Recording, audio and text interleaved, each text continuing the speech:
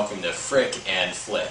I am not only not wearing pants, I am Victor from the Frickin' Film Critic on YouTube. Look me up. I'll spell it out right there. THEFRICKEN FILMCRITIC. I think they get the point. I don't think they need you to spell it out for them, and yeah, that was kind of annoying actually. But anyway, let me talk about myself. Some of them need some spelling. Some of them need me to spell it out because they probably won't understand what I'm trying to say. Wow, we're about what 30 seconds into the first show ever, and you're insulting people, and you have a superior complex, but that's okay because I do too. Anyway, superiority, sir.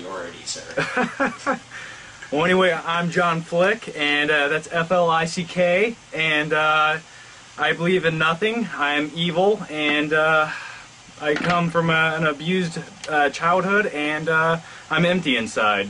So that's about it. I am not completely empty inside. In fact, I am pretty much full. I've never lost my virginity. So, ladies, hit me up. All right. Oh, that'll get them. That right there will get them. Yeah, just you can have them set in a basket on your bicycle and take them to a PG-13 movie, and yeah. Yeah. So if you're looking for a 15-year-old with a great physique, you know, look me up. A 15-year-old wearing some hipster glasses with a dinner jacket on. Well, anyway, you want to like get into what this show's about, or do you want to just keep? Oh, I do indeed. What we do on this show, well, what we're gonna do today is first we gotta introduce ourselves just a little bit. I mean, we already did, but you guys probably want to know about us just a little bit more. We're going to be talking about some movie news. We are going to be talking about a few of the new big releases to come out this weekend, whether or not you should go see them or not. And we are also going to... I don't know, what else are we We're going to talk about movie crap, and we're going to shoot the crap, and just a whole bunch of things with crap in it. Basically, we're not professionals. We're amateurs at best. We're actually, you know what, we're scum. We're not even human beings. We are just cesspools that got lucky and somehow formed into this human shape that we are now. Our parents don't love us. We're filth. We're deviants. And basically, yeah, we're going to talk about movie news, movies, anything to do with movies. And just give our 2 cents, which, you know, it's not even worth 2 cents. It's really not worth anything. So, yeah, that's why we're for free. Yeah, we do work for free, but, you know. Anyway. Yeah, I'm lucky enough to have this studio, which I kind of barge into every night. They don't know I come here. I live in a box outside, you know. And by studio, you mean that your mother's kitchen. Yeah. So, I think I want to talk about the new Batplane pictures, which were just released for the Dark Knight Rises. Oh, yeah. I just, the thing with the Dark Knight Rises is, I think they picked the wrong city to film in. Don't get me wrong, it looks beautiful, but I swear everyone there has a camera, and they just walk around taking pictures. Like, they don't go to work. They just, like, let's go take pictures of the Batman set today. Because I've seen more spy footage come out of there than any other movie, you know, in the... So anyway, what do you think about the look of that thing? I think it looks... I'm not completely impressed, but then again, you know, it's not the final footage and whatnot. It's pre-production. No effects have been added to it, so I'm imagining with the special effects, it's going to look pretty badass. Yeah, I think so too. I think, I mean, it's obviously going to transform from like the Tumbler. The Tumbler. The Batpod's a motorcycle. The Tumbler's... Oh, okay. So it looks like it, I mean, literally it looks like the Tumbler with wings on it, and yeah, the spy footage actually has it. It's hanging on a crane, and there's a car underneath it, so I hope that's not part of it, because that just wouldn't make a lot of sense, and that wouldn't be too cool. It's like, oh, you're shitty, Batman. So. Exactly. You know, you can't really fly. You have a car attached to you. Yeah. So. Well, also speaking of Batman and all the spy pictures. Not a real bat. What was that? That wasn't a bat. That was a chicken. No, that was a bat. That was a man with no arms trying to get the attention of a taxi. That's what that was. And speaking of Batman, did you hear there's a new Batman Superman movie in the works? This is the first I'm hearing of it, sir. Please give me further detail. Well, it's probably, you know, it could just be made up from some random fanboy sitting in his mother's basement. But yeah, I guess in a few years they're gonna. I mean, since the Avengers is coming out next year, you know, they got DC sitting over there with their thumbs up their anuses, and they're thinking, how can we make money?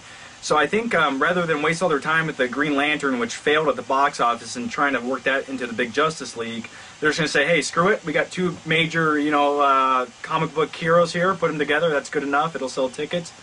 And, yeah, they're saying it might come out in 2013 or 14.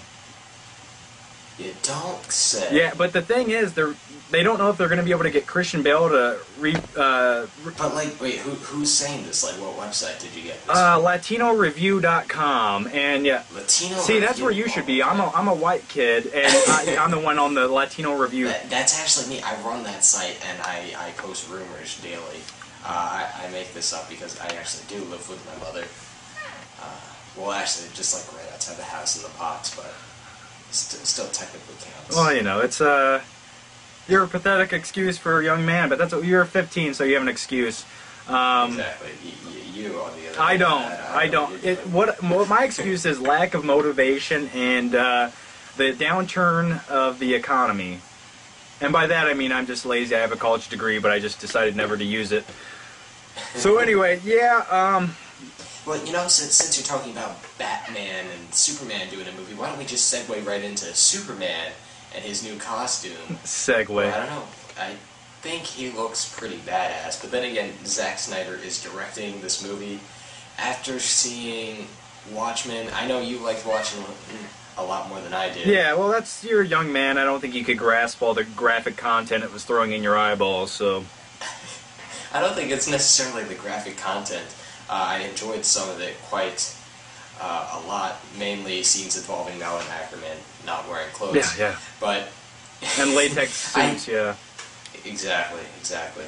But I don't know, I don't think that he has the talent to tell a cohesive story in a movie. You know, he'll start off strong, and then after that, I don't know, I think he kind of like loses your attention after a while. And he thinks that, you know, if he keeps throwing visuals, like really cool visuals, stylistic direction with slow motion and whatnot, that he can like keep your attention, but you're like, you know, Zach, I've seen this before, and it's kind of tiring. Yeah, he gets a little lazy at the end and sloppy, but you know, and to rebuttal that with the new Superman movie he's going to be directing, I think because Chris Nolan is a producer, and he's got his fingers all over it. You know, his little man skinners, and yeah, so that's he's got his Nolanites. Yeah, so with him being involved, I think the story aspect's covered, and then you got Zack Snyder with the visuals, which he never fails. It's gonna look good. So, what do you think about his suit, though? Did you see that picture that the studio released of it? I did. I think I'm pretty sure that this is 100% confirmed that the suit does indeed look badass, and that's all I pretty much have to say, because that's all I feel right now, because I'm still mixed on the movie as a whole, you know, Zack Snyder, but I've got faith. I've got some faith. You have some faith? Hearing about Nolan. Yeah, I have some faith. All right. Well, you know, I think it's going to be epic, and I don't like to say the term epic. That's what all the young kids say nowadays. I just think it's going to be a good movie. My only complaint about the suit is it looks great, but the cape looks good, and that would look good in a comic book. But I'm scared he's going to trip over the damn thing when he goes to fight, you know, a villain or something in the movie. Like, and him flying with that thing. The Incredibles said it best, no cape. Yeah, exactly, man. And like, imagine him flying around with that cape. That cape's like 30 feet long. Like, what the hell, man? Like, is that... I don't... He's gonna get caught in the propeller. Yeah, how's he gonna fight against the forces of wind and nature with that damn thing? Maybe he's gonna live in it. Maybe he does... Yeah, he builds it like a little tent. He doesn't have an apartment. That's what he does, you know. I mean, we've gotten used to it. We live in capes, so, yeah. You know, he can do it, too. He pitches it up like a tent and just hangs under it. Yeah, just like, yeah. That's every night. How about we wrap up the movie news with the biggest movie news to come out this week? It's the biggest thing. It's what's on everyone's mind. It's on the tip of their tongues. They can't live without this. They can't wait. It's been talked about for years. Austin Powers 4. There you go. And with that, who gives a shit? And you ready to move on? Yes, I am indeed. Yeah. And I would like to talk about the big movie this week. Well, actually, the big movie last week. Close enough. Rise of the Planet of the Apes. Yeah. Hey, monkey, what are you doing down there? Now listen, you damn dirty chimp. If you don't shut your filthy monkey mouth, I'm gonna stick my banana in it. If not, without a shadow of a doubt, I think the best movie to come out this summer. Second best for me. What was I saw Attack the Block recently, which I'll get into later. Okay, But we'll, for now, we'll get into let's talk about we'll get into your Rise. shitty British movies later. Excuse I haven't me? seen it yet. It could be good, Yeah. but you know. Okay. So anyway, Planet of the Apes. Give me your thoughts, your overall opinion right now. I kind of loved Planet of the Apes, The Rise of the Planet of the Apes, excuse me. I don't know, I thought it was just like really interesting to watch these origins. Some people thought it was kind of slow that they didn't get to see like total, like the apocalypse, if you will. And I just thought it was really great the way it was all told. I thought it was told in a very cohesive manner. The director knew what he was doing, and he told an origin story, and he told it well. And I think that's what I respected most about it. And the fact that it wasn't really so much about James Franco, it was more about Caesar, also made me even more interested. The fact that you're able to focus on a central character who has no lines of dialogue. Well, excuse me, he has about 2 words to say. Technically. But, you know, the fact that, you know, when you're able to do that, that's about, you know, that's how a silent film is, you know, it's about as interesting as that, except done better. I don't know. I guess my thoughts are kind of messy at the moment, but those are my thoughts on it. Yeah, definitely. It definitely tops silent films. I mean, the only silent film I've ever seen was Charlie Chaplin, and I don't know if that counts, but anyway. Oh, no, definitely. Speaking of Charlie Chaplin, don't you think he was the original Jackass?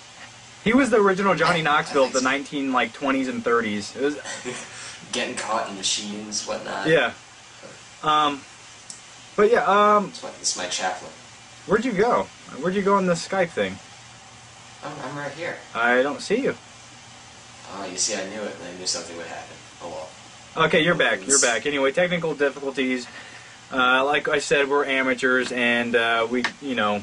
And I'm still doing my job. Yeah. Speaking of Rise of the Planet of the Apes, we're just a couple monkeys here that know how to use a camera. So, Exactly. But anyway, yeah, I agree with everything you said. I think the movie was only 2 hours long, but they somehow managed to take their time. You never felt rushed.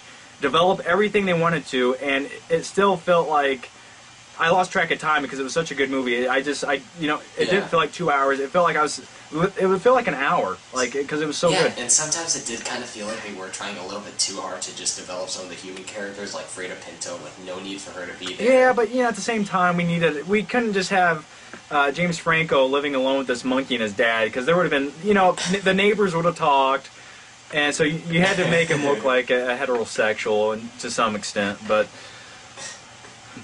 anyway, yeah, Planet of the Apes, or I'm just going to call it Rise of the Apes. That's what the title of the movie should have been.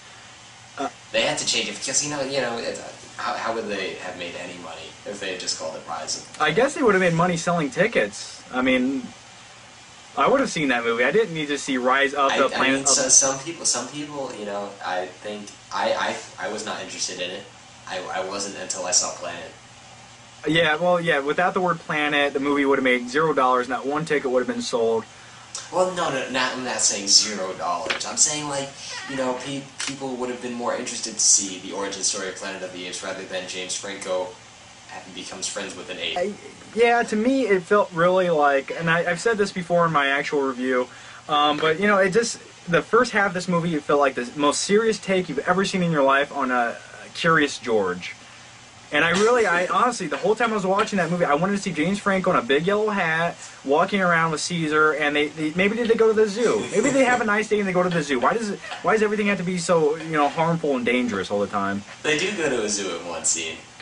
You know what's sad? You're right. Jesus, wow. And he's in a stroller. He's in a baby stroller. Oh. No, what'd you think about the actual digital-looking Caesar in the movie? Oh, I thought that was really well done. They did, like, the whole motion capture thing. They put that on, like, Andy Serkis's face, and he was amazing, by the way. He played Caesar with facial reactions. And I thought it was extremely well done. There were times where I didn't even know which ones were actual apes and which ones were fake. I think they used actual apes for some scenes. Yeah. Like in the very beginning, like I'm like, wait, is that real? Yeah, I agree. One thing though, I'm going to be negative Nancy here for a minute, and I don't know why I have to be a Nancy. Why can't I be negative like Nate or something? Why do I have to become a woman when I want to be negative? Because women are negative. It's just. I guess so. But anyway, let me be negative for a second. Andy Serkis, or Circus? Am I saying it right? My brain just went numb. Circus, Circus. Okay. Anyway, I think his performance was great. I think he did it great. But at the end of the day, those digital effects artists at Weta went in there and perfected every little emotion he had. So that's like... I think they're the ones that should have been credited. Yeah, they're the ones who did it. Yeah, they're the ones who made every little wrinkle do what they wanted to. I mean, if he frowned when they wanted him to smile, they changed that. So it's not like... I don't know. But anyway... yeah, Weta is just like amazing as a whole. They're the guys that did like Lord of the Rings. I think they did King Kong. He did King Kong, yeah. They're Peter Jackson's company.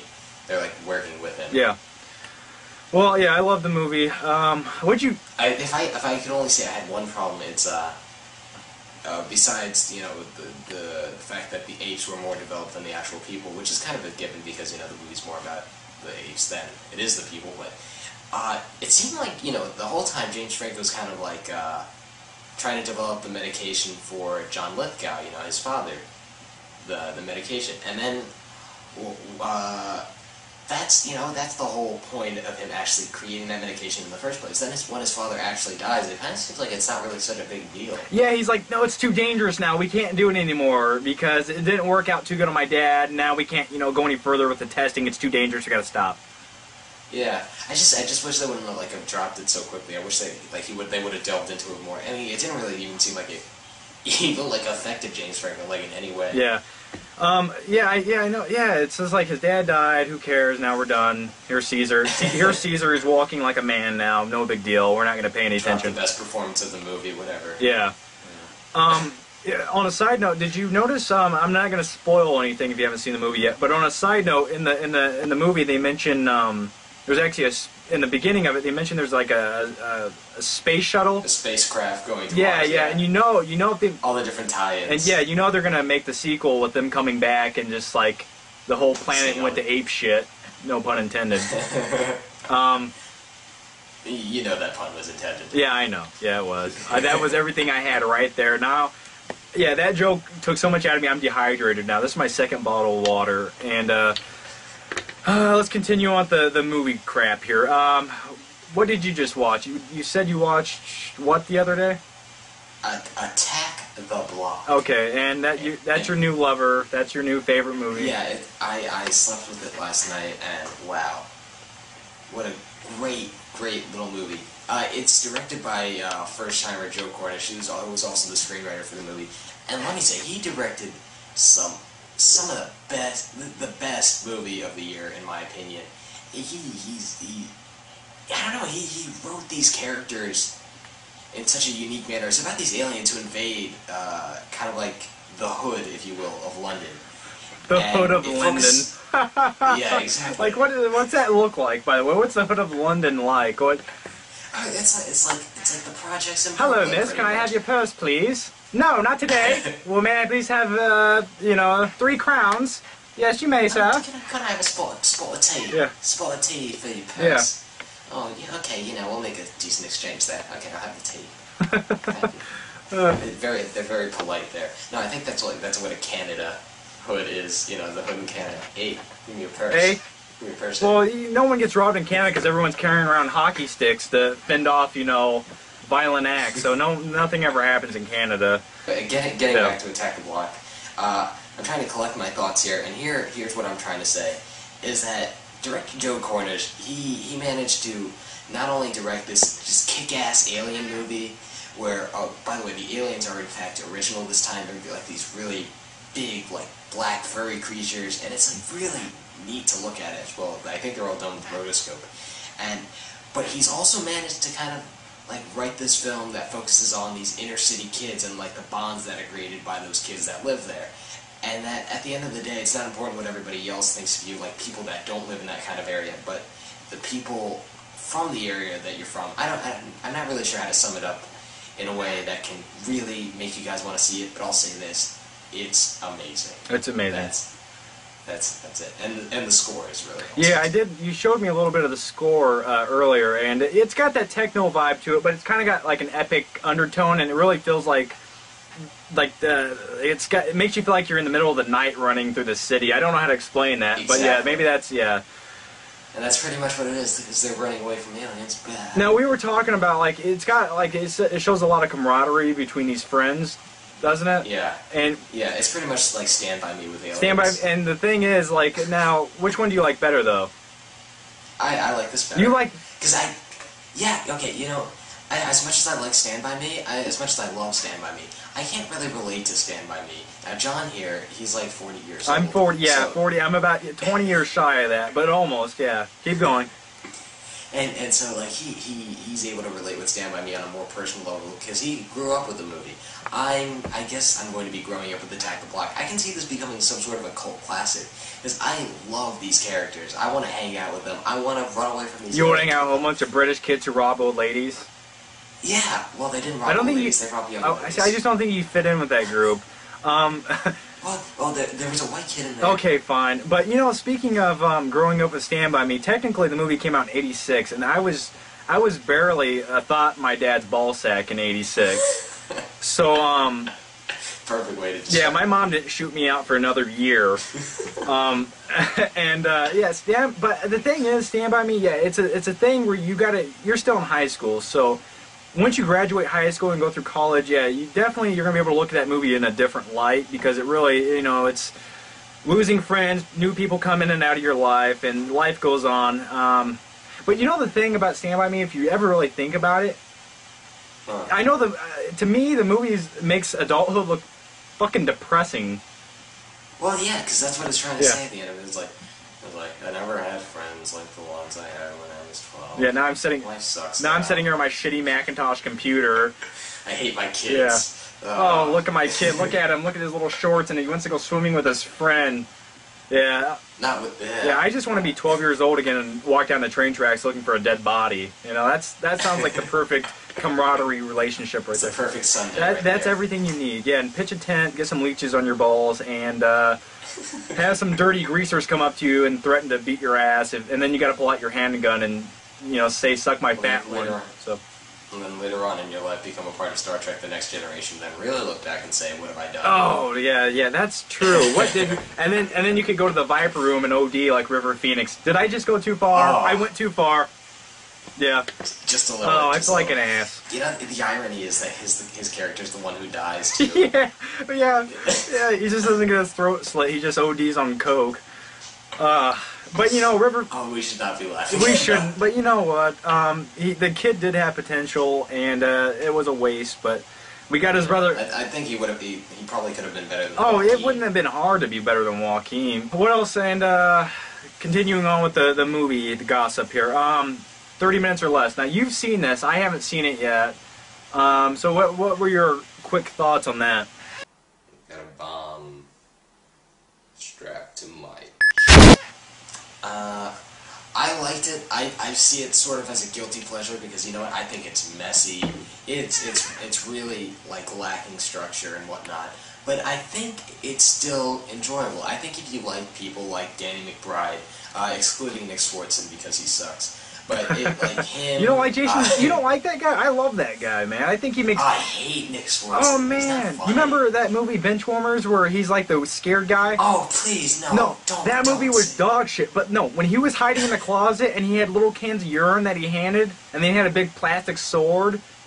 He made the movie. I barely remember it. All right, but anyway, yeah, back to 30 minutes or less. Yeah, I mean, all I'm trying to... Okay, there's really not much to say about 30 minutes or less. In fact, the movie itself is pretty much lives up to its title. It's really, really short. It's like not even an hour and a half. And I think it's really just, you know, a fun time with people who might blow up. And that's about it. So it was entertaining, though? Yeah, I thought Was it funny? Yeah, it was funny. Okay. The camaraderie between Aziz Ansari and Jesse Eisenberg, I thought that really worked well. Some people might have complaints because, you know, you don't get to know their characters well, but... You know, I think if they're spurting out funny one-liners that are I guess they're pretty much hit or miss, but for the majority of the time, it does actually work out well, and it works out to the advantage of the film and to the audience because we actually end up laughing with them. Let's wrap it up with movie predictions coming out next week. Okay. So, first thing coming out, Conan.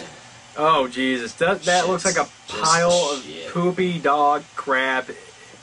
It's like stuff that I spat out last night. That what? I ate. I don't know. What I happened? don't know what I'm saying. What? No. You eat some dodgy Indian food?